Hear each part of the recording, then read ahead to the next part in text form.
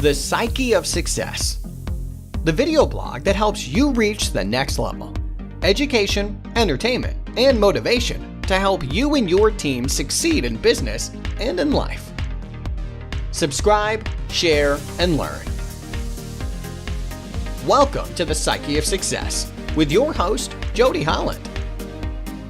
Hey guys, Jody Holland from the Psyche of Success. If you haven't subscribed to the channel, I don't know what you're waiting for. You can go to bit.ly/JodyTubeSub and you can subscribe there. Make sure you follow me on Twitter at Jody N. Holland. Look for me on Facebook for my page. Just search for Jody Holland Training and Speaking. Today we're going to be talking about the generations just a little bit. One of the topics that became pretty hot really about 2005, 2006 was looking at the different ways that the generations interacted with one another. Just as a basis, there are four distinctive generations that exist in the workplace. You have the oldest generation, which makes up a very small part. Those are the traditionalists, born between 1922 and 1945. Then you have the baby boomers. The boomers were born between 1946 and 1964. Then you have Generation Xers, born from 1965 to 1980, smaller birth years than the other generations. Then you have the Millennial generation, also known as Generation Y, which was born between 1981 and 2000. And finally, the newest generation entering the workforce is Generation Z, born from 2001, projected through 2020. And what's interesting is when you start looking at some of the makeup of the generations, you'll see that there are roughly 75 million traditionalists, 80 million baby boomers, only 46 million Gen Xers, 76 million millennials, and we're projecting about 75 million on Generation Z. So you look at that breakdown and you start to realize that there is a gap between the boomers who are retiring en masse right now and Generation Xers who come next.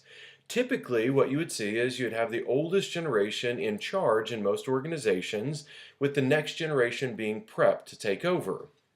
What we have actually seen, though, is that the millennial generation has had tremendous opportunity because the value base of Generation X is more of that independent state. I just want to do my job and I want to leave. I don't want to hang out. I don't want to manage. I just want to do what I do and I want to be done.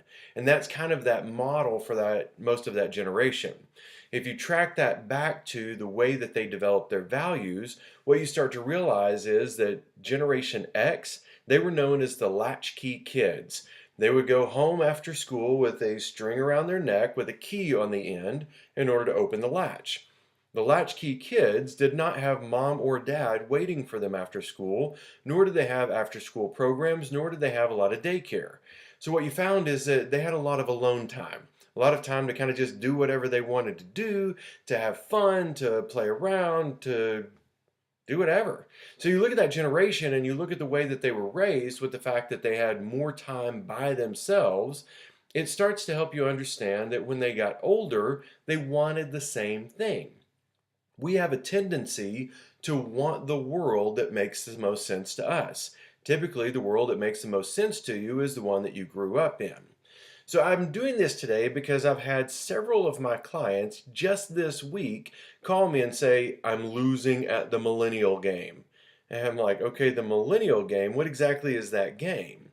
They said the game, where they don't really want to work, they just want to get paid really well and not show up very often. So it made me start thinking about what life was like for a lot of millennials growing up. I have a millennial child and I have a Generation Z child. I know that watching most of the millennial children, they got to do the things they wanted to do without having to work. I remember having a conversation with some of my friends saying, when I was a kid, I started working at 7 years old. You would mow yards, you would do odd jobs, things like that, so you could have money, so you could have freedom. The freedom was the goal. But I started at an early age.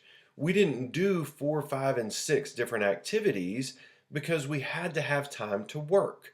So you had to prioritize and say, I'm only going to do this thing that's really fun to me, but only after I work. The work came before the fun. What we've seen is a reversal of that with the millennial and with Generation Z. With both of those generations, the fun comes first, the work comes second. One of my friends, when I was telling him, man, you better make your kids work in high school or They're never going to grow up on their own. They're always going to rely on you. He said, there's plenty of time for them to work later. They're kids. They need to just enjoy being kids. I didn't get to enjoy being a kid. I had to work. So you look at it now, and guess what? They're still supporting their kids because their kids still don't want to work and they still want to just have fun. So you look at that angle of trying to go, what is the right way to bring kids up so that they're productive in the workplace? And the simple truth is, if you develop the right values of work ethic, reliability, integrity, teamwork, things like that at an early age, that's before the age of 14, what you'll find is they have a tendency to do those things when they're adults. If you don't develop those things in your children, then guess what? You get to support them for the rest of their lives.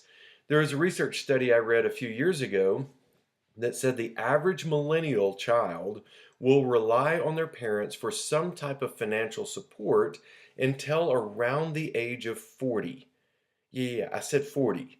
40 years old, they've got their parents paying their car payment or their insurance or their cell phone bill or paying for their kids' school or doing all kinds of things. So you start thinking about that and you're like, I don't want to pay for my kids' stuff once they're grown and gone. I want them to be responsible adults and handle it themselves. That means we go back to the way that values were developed. Now, looking at the way values were developed, it's our experiences, but more important than the experiences, it's the label that we gave to those experiences. When you label in your mind that fun comes before work, then when you get older, fun comes before work, and you end up looking at it from that same perspective. So my challenge to you is think about the way that you were brought up.